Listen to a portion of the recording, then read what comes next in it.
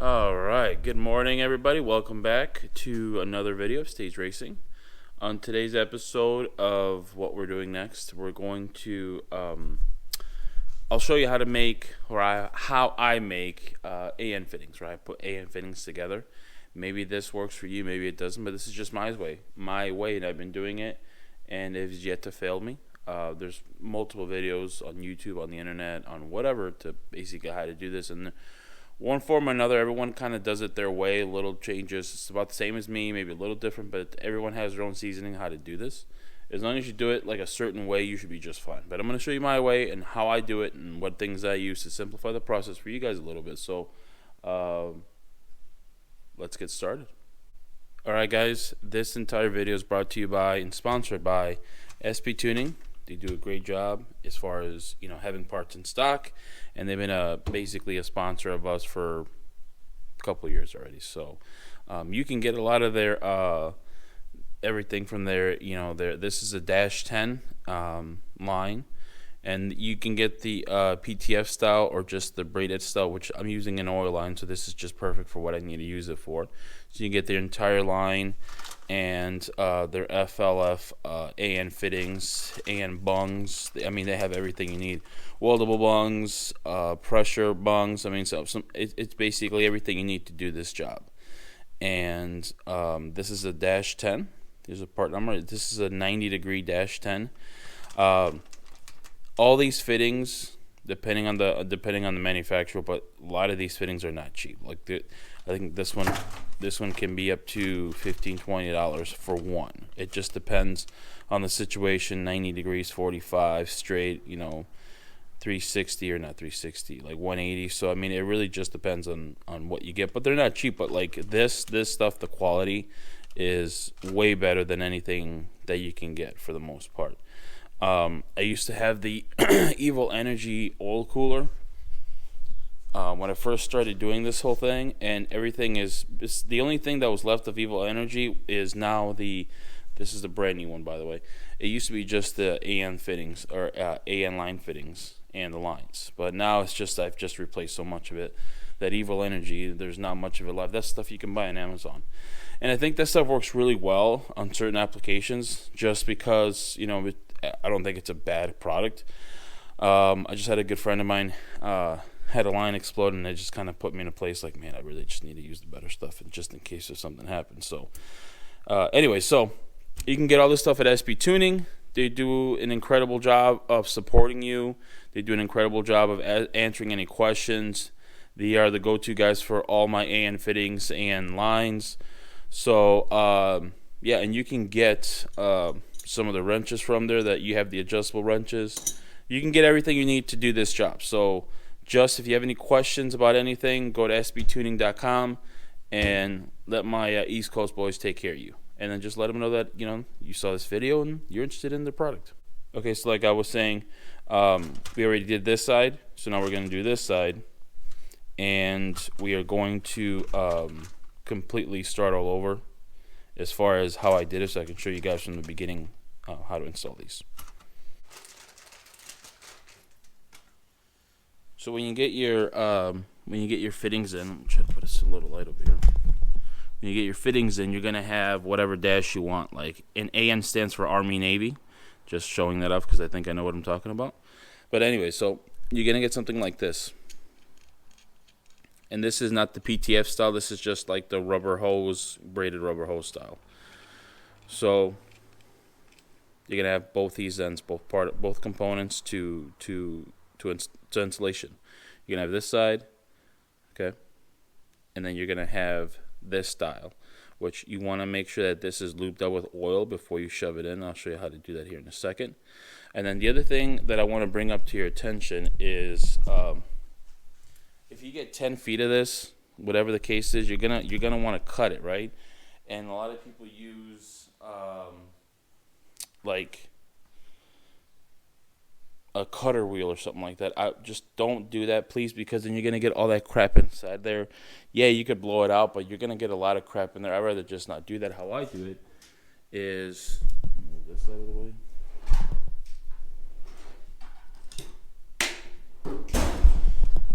you basically get some quality shears. Now these are actually battery terminal cutters.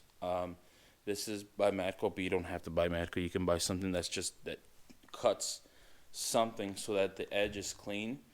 That we don't have to worry about the fraying of the hairs or the line of the line. So get yourself like a good shear. Don't use a cutter wheel. I mean, it creates a mess.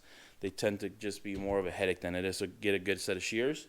You're gonna need some good old AN fittings. These are aluminum or AN tools, and these are aluminum so that they don't mar the metal of the fittings. They also make adjustable wrenches. You can use these as well. And you're gonna need a little bit of oil, but for the most part, it doesn't take a lot to do this stuff, so you can do a lot of it yourself. So now that we know what we need, now we're gonna take the line. Before we get started, you want to have a line holder. In these, I got these from Amazon. Basically, they're magnetic. They go into your vise, and they look like this. It is kind of cheap, so it doesn't really hold that well. But it was like 26 bucks. But you can just put them in the back of the vise. They kind of sit in place for the most part. It's not horrible, but yeah, they don't really hold a lot of the weight. So you're gonna need to put these on there. Okay, so once you cut everything, you want to make sure that the little hairs here, I call them little hairs, but basically they're just, part of the fitting. You got to just trim them a little bit, that's fine. But essentially, you want it to be as straight as possible, as clean cut as possible. You're going to take this side of it. Now, on this side of it, you can see if you can probably, because it's black, it's going to be harder to see. They're not really, it's just more of like, it has little levels of grip right there, like threads, but they're not threads, right? And you want to take this end and put it in here. Now, some people say it's put a socket in it and an impact and thread it in place. I don't want to do that because then you get a chance of damaging, the line. And there's tools that cost like $100 that hold this in place so you don't like mess up your fingers. Again, that you'll shit on your fingers more if you don't use the shears. Like if you use to cut them, then that's where the exposed wire can prick your fingers and just fuck up your day a little bit. So basically, it doesn't take that much to put it in place. You want to take these two and put them together. You want to turn a little bit like you're threading it in place, but you're really not. It's just going to help you move it down.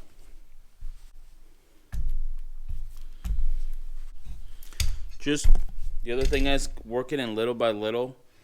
No rush, and you can see so far nothing is fraying. Everything is just how it should be. So just take your time. No impact, no nothing. Just take your time. A little bit of elbow grease is all you need. Okay, so it is all the way in. You can't go any further, and the reason you can't go any further, you got your threaded part. Hopefully I can get a good video of it. You got your threads in there, which essentially is here, and this goes in place, right? But you can't push this any farther because you're gonna have it where the fitting will kind of stop you, so you don't push it all the way through. You can't physically push it all the way through unless if you completely destroy the line. So you can't go any further, and there's like a little stop, and the end of it will stop you from pushing it in any further, obviously. So once you push it in all the way, sometimes you'll even feel it when you try to twist it. It's like it doesn't want to twist any further. So you know where you're at, okay? Next, you're going to take your fitting, so you don't drop it.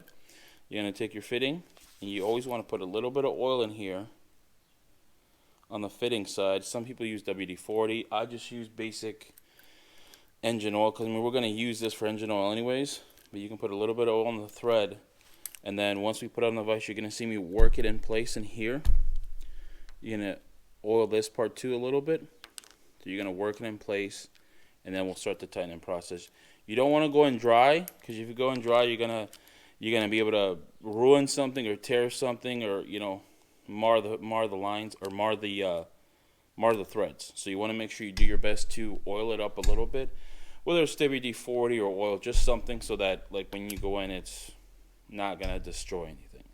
So I'm gonna oil this up, and then we'll move on to the vise. You're gonna put it between these two so it doesn't want to move into place.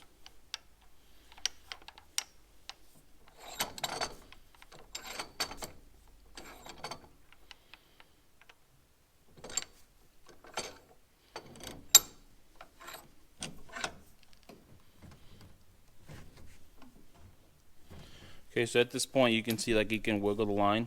You can go in a little bit if you want to if it came out, but essentially the line ain't gonna go anywhere. Then you're gonna take your fitting we talked about. We're gonna put a little bit of oil. That's all it is, just basic oil. We're gonna take the oil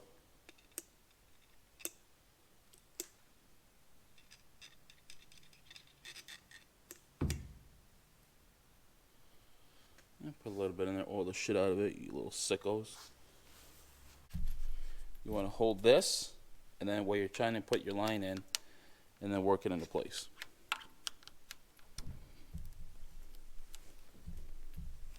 Go slow. Okay, that's all I had to do. You don't have to fight it that much. You saw how quick that was. Is hold this in place, hold this line with your left hand, push it down a little bit, and then you can start twisting so it's threaded in there. Once you feel a thread in there, then you can actually get your actual tool, your -10 wrench, okay, or the adjustable one, it doesn't matter. Still hold with your left hand, still hold the line. Oh, hold on. Still with your left hand, hold the line, and then with your right hand, you want to start turning it in place slowly.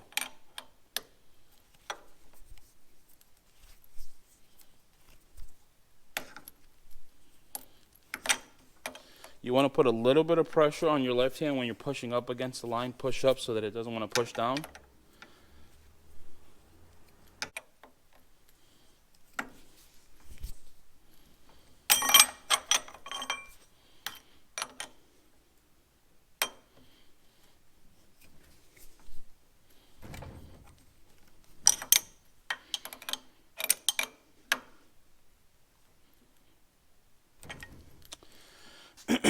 You want to hold this up, obviously, so the line doesn't push down.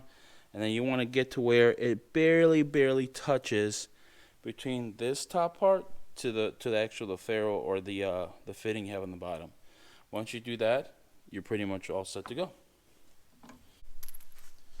What I like to do is just wipe off the excess oil, and you can see that there's no metal, there's no marring, there's none of that because we use the correct lines.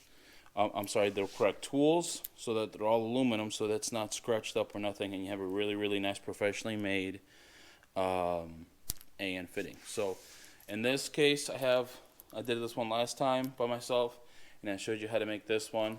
One last thing I like to do is grab a set of just air, blow some air from this end so it comes out of this side, and that's all you have to do. It's not that complicated. I know my first time doing it, I was a little bit intimidated by it because it's like, oh shit, like what am I supposed to do? But this video, I hope to help you guys out to just do that. All I think the biggest recommendation is get the correct AN lines tools.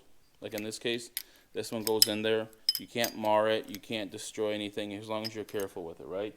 Get the correct tools, use a good set of shears, get the Rice Vice grip for Vice grip clamps for specifically for AN lines, and your lines will look beautiful.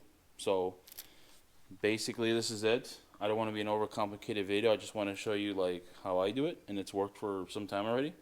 So if you guys have any things that you think might help or things you do different, I mean, put it in the comments. Sure, we can definitely talk about it. This is like I said again, this is just my way of doing these lines. Everyone has their own way of doing it. Now, this is -10. You can use the same, unless make sure it's not PTFE. PTFE is the fuel line with the plastic ferrule inside of it. That's a different one, which I know how to do those as well. But this is just for rubber and braided, and you can use it for any lines, whether it's -4, -15, whatever dash you want to use it in. The same installation process is the same all the way around. So at least this will help you guys out if you do any specific AN line fittings for your truck, vehicle, car. So don't forget to like, subscribe, and comment. And we got some other stuff that I want to talk about on the next video. But essentially, this one is just a simple one. So hope you guys enjoyed the video. See you guys in the next one.